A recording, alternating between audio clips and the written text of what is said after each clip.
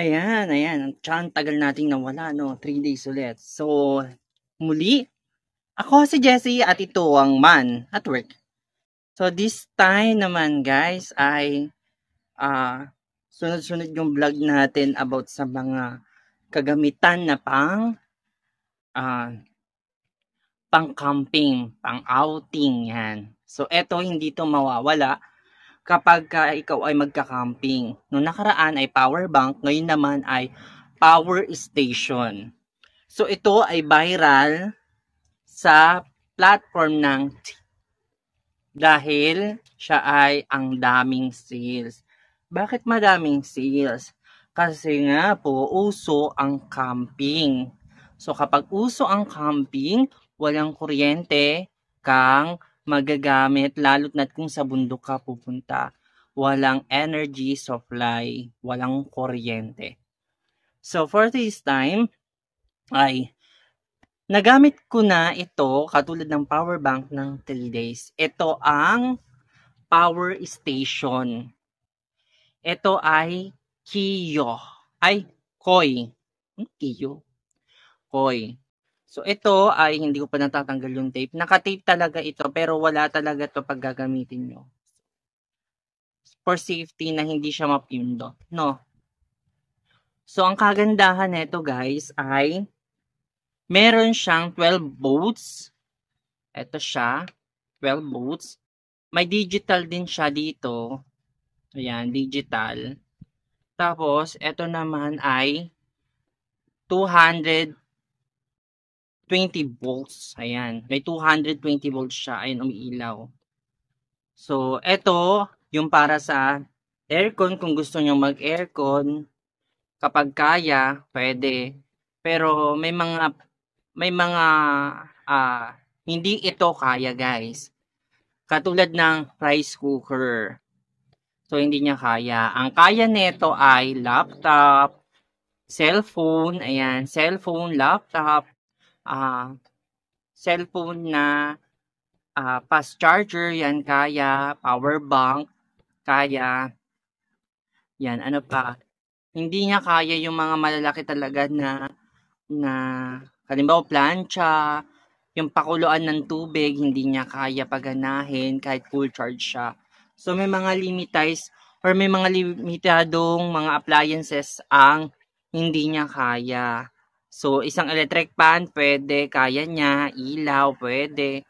Dalawang phone kaya niyang sabay-sabay na charge, yun kaya yun. Isang laptop na may mga kasama ang laptop doon, syempre may accessories, may speaker, may pan doon sa ilalim, so kaya niyang paganahin.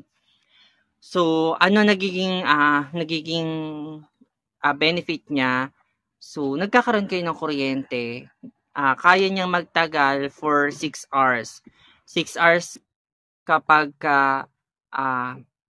limitized lang yung gagamitin, pero kapag ang daming nakasaksak, maabot lang siya ng 4 hours.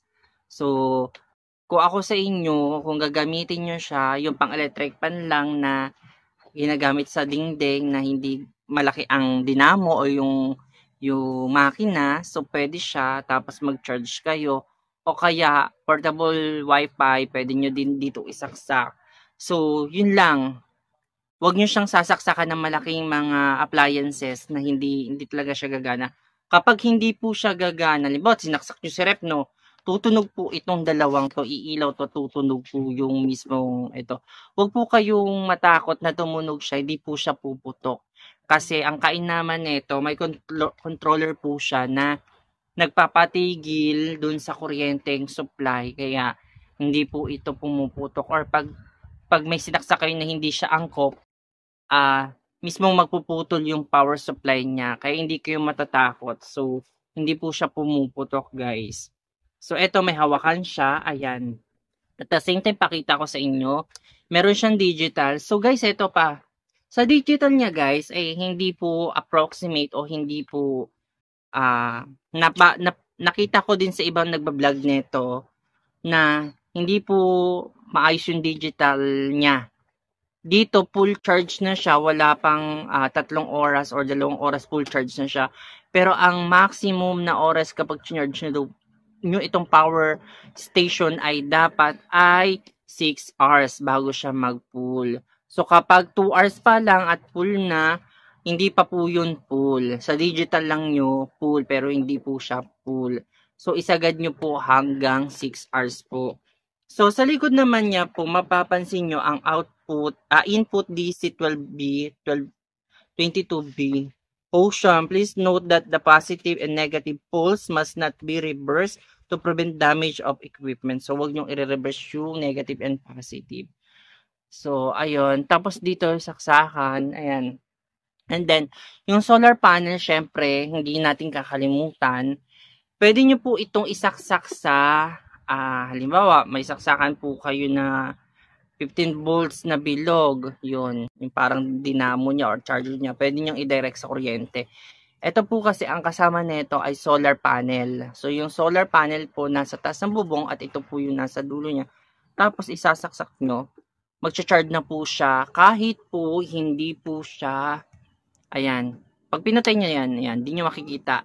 Kahit hindi po siya nakabukas, nagcha-charge po yan ng kusa basta nakasaksak. Pero pag binuksan nyo po ito, makikita nyo pong nagcha-charge siya. So, yun ang kainaman nito. Mahina man o malakas ang araw, nagcha-charge po ito sa solar. So, mahina man po ang liwanag o ang tama ng liwanag o ang araw, halimbawa, ayan, magcha-charge at magcha-charge po yan. Yan po ang kagandahan nito.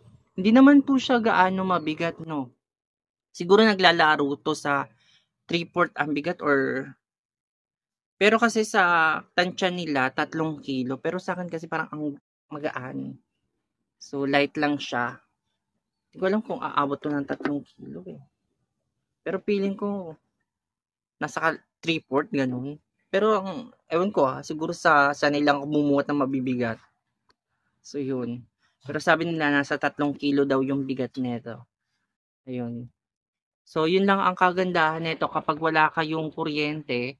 Ayan, pwede nyo rin itong gamitin, no?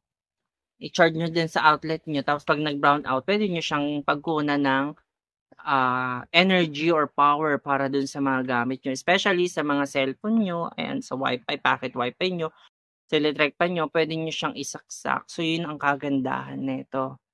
So, i-check nyo lang palagi yung mga kukunan nyo na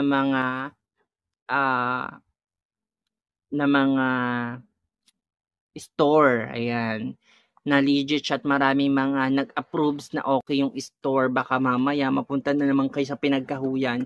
Kadalasan kasi guys ganito, kapag hindi legit store, makikita nyo po na buo. Makikita nyo buo yung items. Ang problema yung laman ng items.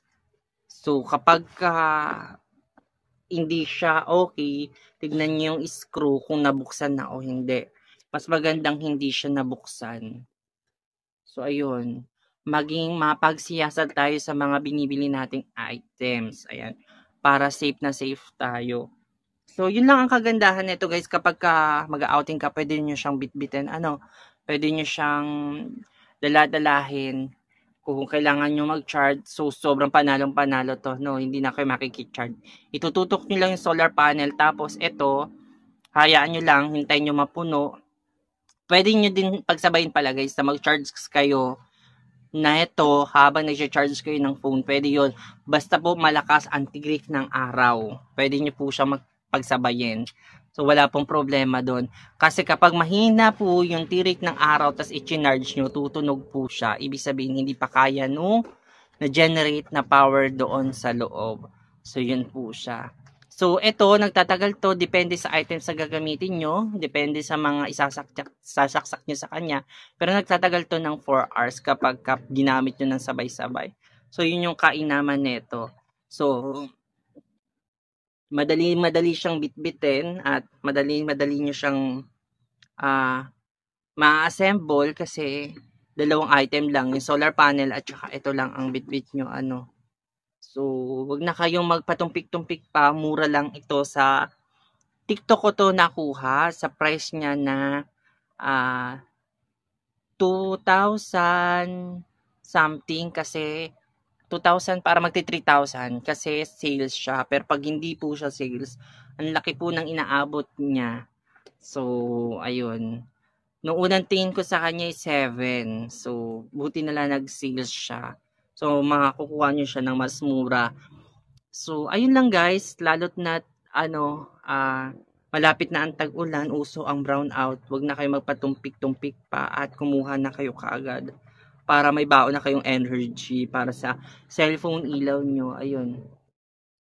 So, maganda siyang gamitin. So, ito yung mga gamit ko nung nag-camping kasama ang power bank. So, walang naging problema kasi ang dami kong dala-dala. Yun. Yun lang guys at maraming salamat po sa hindi pag-skip sa aking mga ads. Lalo na sa panonood nyo po sa akin sa aking short video. At sa pag-subscribe nyo po sa aking TikTok channel naman at Work3189 sa TikTok. At please, sa mga nanonood po na gusto po magtanong, ayan, nasasagot ko po pero medyo late kasi hindi ko po agad-agad nababasa yung mga comment nyo dun sa aking YouTube channel. So, nagkikihilod eh. Iisa-isain ko tignan, pero nare-replyan ko naman yung iba, hindi nga nang ganun kabilis tulad ng dati. Kasi ang daming na guys na nagko-comment sa aking YouTube. Pero maraming salamat po kasi na-appreciate nyo pa rin po yung aking pagbablog. Ayun. So, panoorin nyo po yung mga list natin sa mga na-vlog ko. Baka may magustuhan kahit mabitan na product. Tingnan nyo po doon at matutuwa po kayo sa mga product natin na kinukuha. So, kung gusto nyo po ng power station na mura, ito na po ang kunin nyo. Sulit na sulit. Ilang beses ko na nagamit, 3 days ko na siyang nagamit. So, wala namang problema ng china-chart ko siya. Ayan. So, okay lang din siya ma-drain. Wala namang problema kung ma-drain siya. Kasi mabilis naman din mag-charge siya. So, yun na napakaganda. So, yun lang. At muli, ako si Jessie. Kung may tanong pa kayo tungkol sa product na vlog ko, i-comment nyo. Sasagutin ko po sa comment kasi alam kong hindi ko po na-broadcast lahat. Ayan. So, muli, ako si Jessie at ito ang Man at Work. Bye!